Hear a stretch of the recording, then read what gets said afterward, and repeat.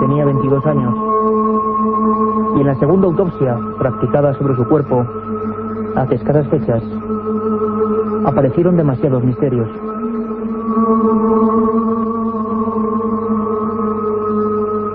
El cráneo abierto y el cerebro completamente desaparecido.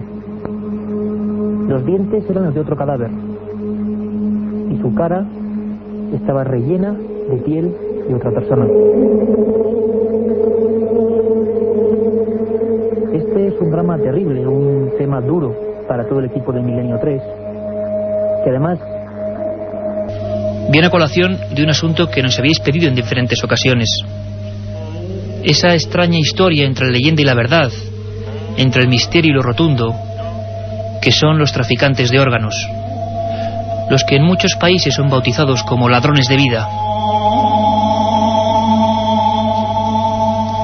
José Tomás Reina Rincón acabó su vida de torero en un lugar triste para morir, en un lugar siempre cubierto por la garúa, la niebla, Lima. Cuando llegó hasta aquí, el espanto de forenses, abogados, especialistas fue tremendo. Faltaban los órganos diana, los básicos para el funcionamiento de nuestro cuerpo. Pulmones, bazos, le habían sacado los ojos. La pregunta es, ¿dónde están?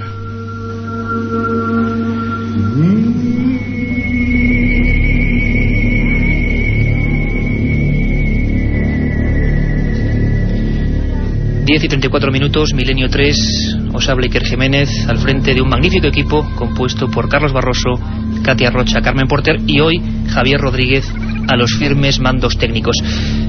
Terrible, ¿verdad? Estos temas a mí sí que me dan miedo, personalmente. Mucho más quizá que otros en los que las personas ven cosas, interpretan cosas. Esto es profundamente real. ¿Sabéis que en nuestro segundo especial de cada madrugada, siempre de 3 a 4, hemos inaugurado una sección con leyendas urbanas, de gran éxito, por cierto? Esto podría ser parte de la leyenda urbana. Mucha gente ha escuchado la historia, estoy seguro que ustedes también, de esa persona que, vamos a decir, conoce a una chica, suele ser una chica el personaje de la leyenda, siempre ocurre a un amigo de un amigo, se acuesta y se despierta, y al despertar se ve una cicatriz y que le falta un riñón. No sabemos nunca si esto ocurrió de verdad o no, pero se cuenta en todo el mundo. Lo que también parece cierto es que las últimas noticias, hoy mismo tengo entre las manos un reportaje del semanal del diario ABC, hablan de tráficos de órganos en China. Lo que es cierto es que parece que hay una intensa mafia de auténticos ladrones de vida, como decíamos, que incluso han llegado a matar a personas, a gran cantidad incluso de niños, como es el caso de Afganistán, entre los años 92 y 98. Personas como en el caso de Peshawar, en esos años que he descrito, que se acercaban con cimitarras, imagen típica de la muerte, con velos negros, y que por lo menos hay 300 casos denunciados de niños evidentemente sacrificados, en algunos casos con, vamos a decirlo así, el permiso de las madres a cambio de 10.000 rupias, unos $200, para ser extirpado el hígado, el bazo, otros elementos. En Chile, el diario de las noticias de Chile, hace bien poco, hace una semana escasamente, cuando preparamos este programa, nos hemos dado cuenta que está muy alertado. Y está muy alertado porque una red de supuestos holandeses, o que se hacen pasar por holandeses, de pelo albino, aspecto nórdico, en la región séptima de Chile, en pleno desierto, han interrogado a varias personas ofreciendo $46.000, 8 millones de pesetas más o menos, a cambio de un riñón. Se acercaban a las personas más pobres de algunas aldeas y intentaban convencerles, curioso trato, curioso negocio, para ir a algunas clínicas clandestinas y extraer algunos órganos que según ellos no eran vitales. El portal chino de internet NetEasy ha sido acusado de traficar con córneas, pulmones, riñones e hígados. Venta ilegal en la que en la mayoría de las ocasiones son personas con muy pocos recursos los que ponen a disposición su propia vida. Así está el patio cuando la semana pasada, ya intentando barruntar este programa, yo me acercaba, y tengo que decirlo, a la grabación de unos cortes de un programa de decir periodismo taurino en este país y decir prestigios y niveles, decir Manolo Molés. Y yo, que soy oyente hace muchos años de Manolo Molés, me acercaba por los estudios y lo veía sinceramente con la cara angustiada. Me acerqué a escuchar y escuché una historia horrible, una historia que, como tantas otras, habíamos ya olvidado.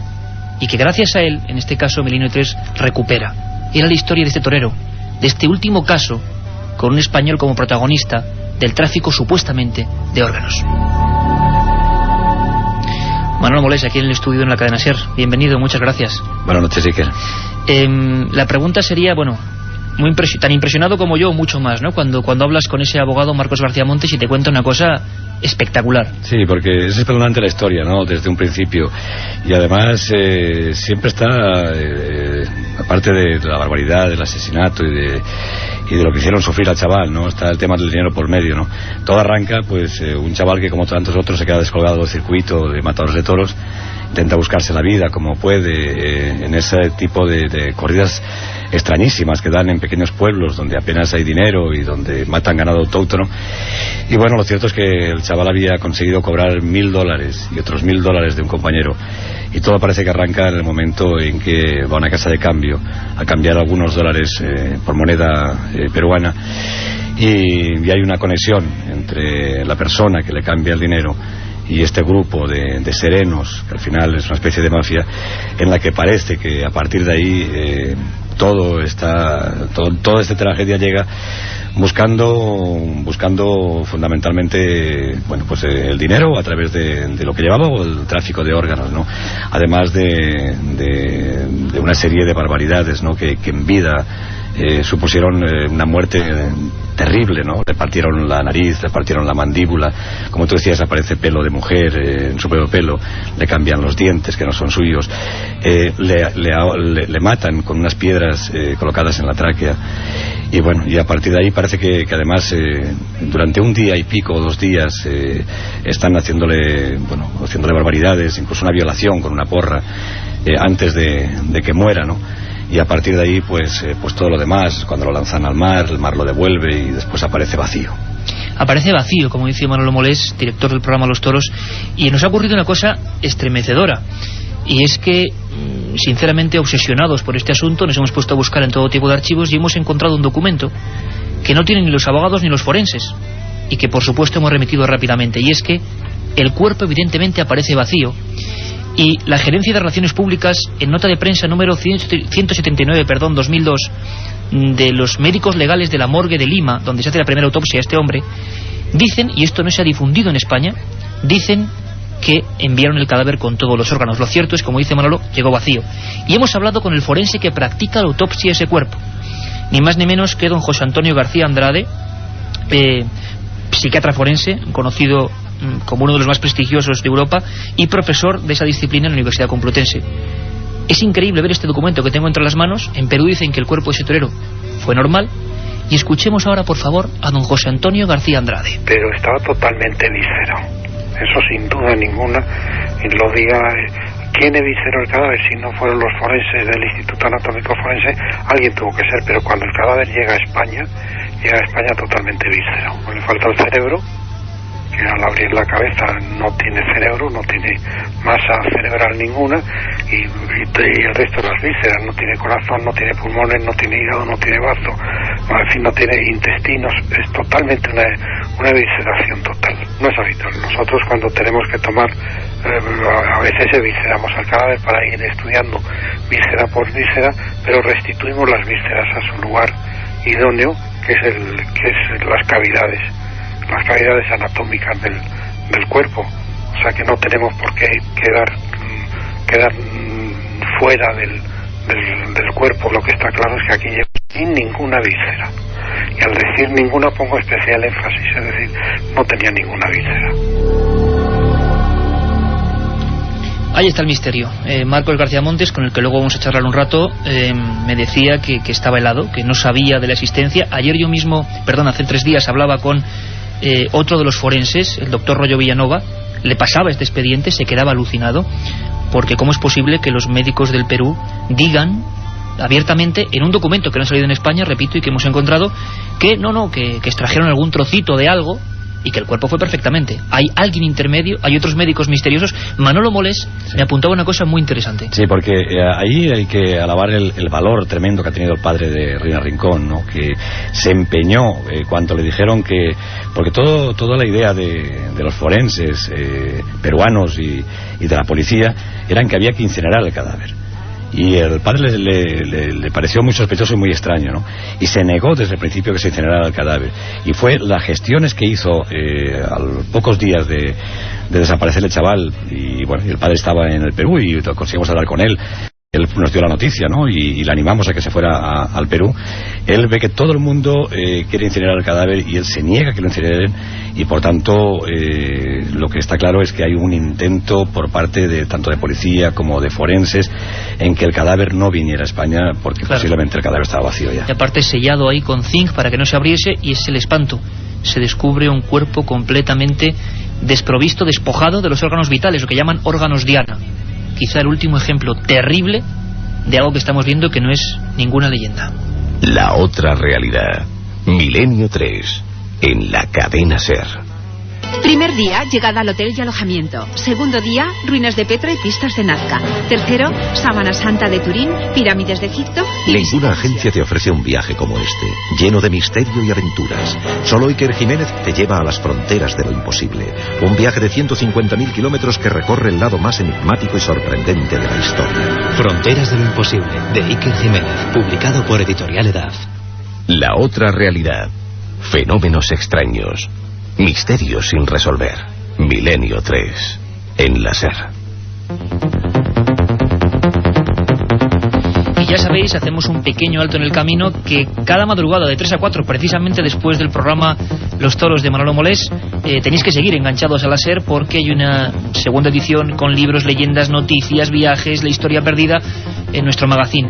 Pero hay un caso muy especial que desde luego se ha visto eclipsado por esta historia del torero y de los tráficos de órganos, que vamos a tratar muy concretamente, porque ha salido en todos los medios. Algo ha pasado en Ceuta, ¿verdad, Carmen Porter? Pues sí, que comenzaremos yéndonos hasta esa ciudad, hasta Ceuta. Desde allí Antonio Martín, compañero de la cadena SER, y el primero en sacar a la luz la noticia, nos contará qué está ocurriendo en el tanatorio de la ciudad, donde aparentemente se están produciendo fenómenos extraños.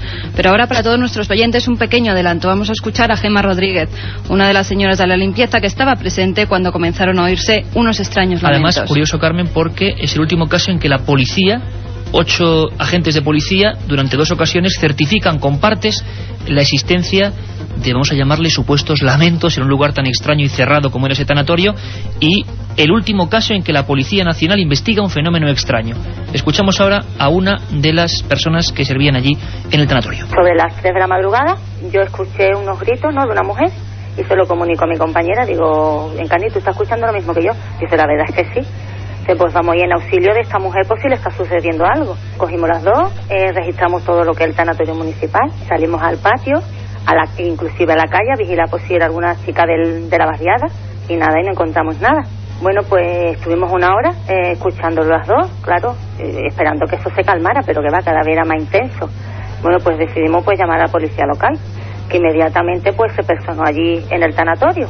Entonces eran 4 coches y 8 policías locales que esto registraron todo el tanatorio. Nosotros ya solo comunicamos a ellos que ya lo habíamos registrado, pero ellos volvieron a registrarlo y nada, y allí no encontraron nada.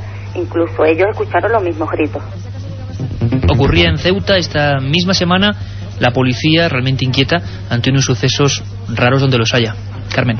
Pues sí, además Antonio Martín, nuestro compañero de la cadena SER en Ceuta, también pudo hablar con el jefe de la policía local de esta ciudad, Ángel Gómez, y esto era lo que les decía. Escucharon como lamentos, como gritos, como alaridos de una mujer y golpes, y que subieron a la planta primera de arriba del tanatorio, donde parecía que procedían los ruidos, y entonces escuchaban más abajo, y que bajaron a la primera planta y que se escuchaban arriba, y que el tanatorio no había ningún velatorio en ese momento, ningún finado en ninguna de las 3 salas, que estaba totalmente vacío, que se hizo un registro del tanatorio y no encontraron a nadie, que hicieron un registro en las inmediaciones tampoco. No se ha podido determinar, me dice el subinspector que llevó este caso en el día de ayer, que haya una causa lógica para los hechos narrados y los hechos ocurridos en días anteriores hasta el momento. Yo desde luego lo tengo muy claro, que de aquí a un par de días voy a dar carpetazo a este asunto, lo voy a archivar.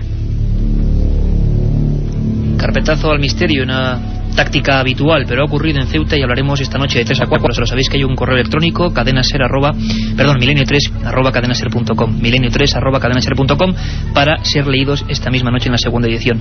Seguíamos hablando de este ritual terrible. Nos contaba Manolo Molés ese interés tremendo de los médicos en incinerar a toda costa el cadáver, esa segunda autopsia, ese encontronazo con, parece ser, alguien que ha robado los órganos, incluso el cerebro. Eso extrañaba especialmente al doctor, al forense José Antonio García Andrade. Hoy por hoy no es trasplantable. No es trasplantable. Hay una novela que hace alusión a eso, una novela muy sugestiva y muy sugerente, que es Corte de Corteza de Sueiro, que se hace el trasplante de un cerebro a un cuerpo de un hombre joven. Pero verdaderamente hoy por hoy no deja de ser una pura especulación el trasplante del cerebro. Lo único que podría usted decir, si hubiese sido objeto de alguna técnica sectaria, entonces eso ya es posible, pero vamos, no, eso ya no lo podemos decir. Ese carácter que le digo sectario de sacar el cerebro y no remitirlo a su cavidad natural, que es el cráneo. Claro, hay que pensar que el cráneo solo se abrió 2 veces. Se abrió en Perú y aquí en España cuando se le hace la autopsia. Es decir, no había signos de que se hubiese abierto en más ocasiones el cráneo. O sea que verdaderamente yo creo que se le extrajo el cerebro cuando se hace la autopsia. Hay unas fotografías verdaderamente espeluznantes en las que se ve clarísimamente cómo hay un relleno de papel y de otras sustancias para rellenar esas cavidades que se han quedado sin contenido. Un caso tremendo, ejemplo vivo, desgraciadamente, una persona, un torero, José Tomás Reina Rincón, conocido también allí como el Manchego, que menudo final que ha tenido y que es ejemplo triste de una práctica que pertenece a ese lado oscuro del misterio. Marcos García Montes es el abogado que está peleando por llevar adelante este caso. Ha encontrado unos datos, le hemos ayudado también con este último documento, pero ha encontrado unas historias francamente duras de digerir, pero que son reales, que ocurren, y lo tenemos ya al otro lado de lo telefónico esta noche en Milenio 3. Don Marcos García Montes, buenas noches. Buenas noches, encantado de oírles. La verdad es que estamos un poco helados, ¿no? Tengo en mis manos un informe en el que se afirma que el Instituto de Medicina Legal de Perú dice que la morgue de Lima envió ese cuerpo de José Tomás Reina Rincón sin ningún órgano eliminado, ¿no? Es decir, aquí hemos hablado con los forenses y nos dicen que el cuerpo estaba vaciado por completo. ¿Qué nos puedes contar de esto, Marcos? Bueno, nosotros tenemos los informes que realizaron en Madrid el Instituto de Medicina Legal Anatómico Forense, el especialista en anatopatología de la clínica y una doctora, la doctora Rincón de Ciudad Real, donde de forma absolutamente clara dicen que el cadáver venía eviscerado. Eviscerado quiere decir sin vísceras, y no tenía ni cerebro ni cerebelo, ni en el tórax ni abdomen nada, es decir, no tenía ni cerebelo, hígado, pulmón, riñones, estómago, etcétera, etcétera. ¿Qué ocurrió? Pues ocurrió que lo que traía eran papeles de las páginas amarillas de la guía telefónica en el cerebro, en la bóveda craneal, y en el cuerpo, pues venía relleno en la parte superior del tórax y la mitad del abdomen venía relleno de serrín, y la otra parte venía rellena, el abdomen bajo hasta el pubis, la pelvis venía relleno de papel de las páginas amarillas de la guía telefónica. Eso es intocable, y además con otro hecho a mayor abundamiento. Venía sin los ojos, cuando normalmente para localizar un médico forense la data de una muerte, la fecha de la muerte, con el humor vítreo simplemente consiste en sacarle con una jeringuilla unos gramos de humor vítreo y ahí sale la fecha de la muerte. ¿Cuál es la interpretación jurídica que yo entiendo del asunto jurídico penal? Pues que han evitado que se vieran los estigmas de las lesiones graves que tenía en el pulmón, en el corazón y sobre todo en la cabeza, con hematomas subdurales, hematomas graves que le produjeron la muerte, y de esta forma pues evitaban todo. Pero es que además hay más cosas. Le han colocado dientes de una tercera persona y le han puesto en la cara piel de una mujer. Bueno, ¿esto qué explica? O sea, es decir, ¿cómo es posible que salga esto en un cadáver? Claro, explica que como en vida le reventaron los dientes y le sacaron de las encías varios dientes, pues le pusieron dientes para simular con la descomposición del cadáver, pues que tenía todos los dientes, sin darse cuenta que uno de los dientes que le han puesto es a la óptica humana, a cualquier ojo humano, pues mucho más grande, ¿no? Es decir, lo que no se sostiene es que se pueda echar la culpa, como se ha dicho, a la funeraria, porque tenemos una certificación de la funeraria que dice que el cadáver no se pudo tocar porque venía precintado con zinc, y en Madrid los médicos forenses y los ayudantes del instituto tuvieron que desellar y desprecintar la caja sellada con zinc, con lo cual es un insulto a la inteligencia y sobre todo es un fraude y una mentira. Marcos García Montes, el doctor Andrade nos decía incluso que ante lo extrañísimo, lo misterioso de las características de los órganos que faltaban incluso al cadáver, se podía especular incluso con algún tipo de ritual. Por ejemplo, hablaba de eso de la piedra introducida evidentemente a la fuerza dentro de la cavidad bucal, y que él nos contaba que, dándole un poco vueltas, quizá incluso la extracción del cerebro de algunos órganos muy concretos podría entrar dentro incluso de la dinámica de algunos grupos sectarios, bueno, completamente alucinados, o rituales, vaya usted a saber de qué manera. Nosotros eso, y yo quiero mucho a Tomás Andrade, entre otras cosas porque le hemos contratado para que haga los informes, eso hay que decirlo con muchas cautelas, porque lo que está claro, y hay que partir de todo ello, es de un cadáver con unas lesiones gravísimas, de tortura gravísimas, que yo creo que no ha estado solamente 1 o 2 horas, sino que estuvo más de un día arrojado al mar, y que este cadáver pues tiene en la garganta estas piezas, yo creo que para intentar asfixiarle, o le asfixiaron, porque normalmente los rituales de meter en la garganta a un muerto papel de periódicos, bolsas, etcétera, se suele hacer con las mafias, pues, para que cuando aparezca el cadáver la familia sepa que ese fue un chivato y habló, pero en este caso no. Don Marcos García Montes, pues esperemos que haya mucha suerte, que cualquier información, pues estamos ahí para ayudarnos, y sobre todo para que esta noticia pues no caiga en el olvido, ¿no? Que es como suele ocurrir, que luego ya todo se olvida y no hay una alarma social, que en este caso debería haberlo, ¿no?, de cómo han tratado a un español allí. Además hay que agradecer también al pueblo de Perú, porque los artesanos, un grupo de artesanos que vendían en un mercadillo y que vieron todo el tema cómo pasó al principio cuando le secuestraron, fueron los que cogieron el reloj que se cayó al suelo, le llevaron a la policía, que a propósito luego en la policía se lo llevó uno de los policías y apareció en su casa, y ellos han colaborado en toda esta investigación. Y también pues agradecer a las autoridades judiciales que se están portando bien, y sobre todo al gobierno peruano.